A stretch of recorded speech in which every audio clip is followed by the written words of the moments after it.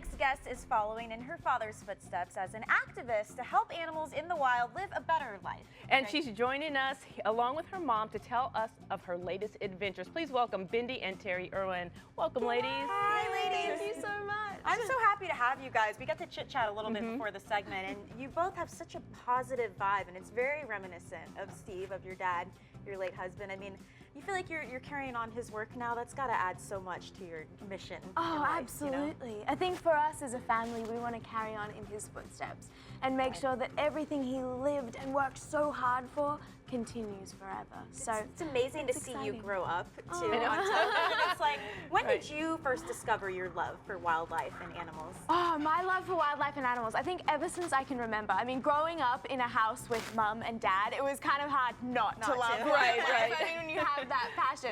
So it's kind of in my blood, and it's who I am. I mean, it's not my job, it's my mission and purpose and life. Wow. It's great to focus on the younger generations because they don't have that built-in fear yet of certain animals where their, society and television shows kind of, turn us into being scared of things like snakes and possums, which we'll get to in a second, that kind of thing. Absolutely, and I think it's just remembering that we're all connected. I mean, every time we lose an animal species, it's like losing a brick from the house. Pretty soon the house just falls down. So it's important that we reconnect and do our part to make a difference and make the world just a little bit better. I mean, I want clean air and fresh drinking water and an abundance of wildlife for my children and my grandchildren. True. So I wish you could have taught me when I was younger, because I'm just breaking into the animal-loving world. That's right. As a puppy, I'm getting a puppy. So what's one thing that you can tell me really quickly as a new animal lover? Well, I think that the meaning of life is unconditional love. So if you remember to just love that little puppy of yours unconditionally, they will love you back. And you'll have a great relationship. I got it. So all this work and travel you're doing, and you mentioned your different programs, SeaWorld and Busch Gardens play a big part of that, and you guys have a great relationship together. Tell us a little bit about some of the work. Absolutely. And why you choose to work with them. Yeah, so I'm now an ambassador for Generation Nature, and I'm really excited because I'll be bringing these webisodes that I've created live. So I've created these webisodes all on our beautiful animals around the world and how kids can help animals, whether it's building a backyard habitat for the native animals or cleaning up your local beach or local park. So I'm bringing these webisodes live. So I'll be at Busch Gardens on the 7th and 8th of this month of February and bringing it live. So giving kids the chance to get involved and make a difference for themselves. Well, speaking of bringing things, you brought some friends with you. Come on in. Actually. Tell us what we have here first. This is a beautiful mountain. So this is a laughing kookaburra.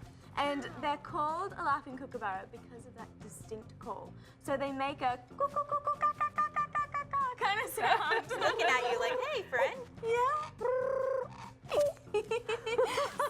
Love These guys are found in Australia and actually in my backyard, which is pretty cool. So pretty amazing. They're beautiful. And Melon here is 18 and is just really, really sweet. See, and even just seeing the animals, I think that makes a difference. A lot of us are kind of so far removed, that you don't realize or you can't appreciate. And we're afraid of the unknown, so getting up close really helps. Learning about the animals. So if you have a fear of snakes, maybe it's just an opportunity to learn about snakes and how you can love them. I mean, they're not evil, ugly monsters. They're beautiful, and they are gorgeous creatures that need to be protected. And we mentioned a possum as well, or are we going to be able to see that one too? We also have an opossum. I have to tell you, Bella the opossum is one of my favorite animals in the whole world. We don't have opossums in Australia. So she is super sweet. She's 4 years old now and is adorable. Have you guys had any experiences with opossums? Yes. Not a bad one, but it's the same idea. They're kind of scary looking to me. I think it's the teeth or something, and I did bump into one a late night and, kind of snuck away from it. But yeah, it's one of those things where I feel like seeing one and exposing people to the different animals would be good. And you can think, I mean, if you're an opossum, humans look a bit intimidating. Hello, sweetheart. Do you want to come over here with me? Oh my goodness. Hi, beautiful. So this is the gorgeous Bella. And Bella is getting a little bit old now. She's 4, but she is absolutely adorable. So 4 is old? 4 is old for an opossum. These guys live to about 4 or 5 years old. But you can see how sweet she really is. So it's learning about these animals and knowing that you can help to protect them and fall in love with them, and it's inspiring others. So for me, for kid empowerment, I think that it's important that as kids, we educate those around us. Yeah. So our friends at school, our teachers, our parents, it's getting everyone around you to be involved and want to be the change they want Well, to see. Bindi, Terri, I want to thank you guys for Thank taking the you. time out. I know you guys are busy, but to come and help spread that message, and I'm happy we could be a part of that as well. So thank you so much. Thank you. Thank you, thank you.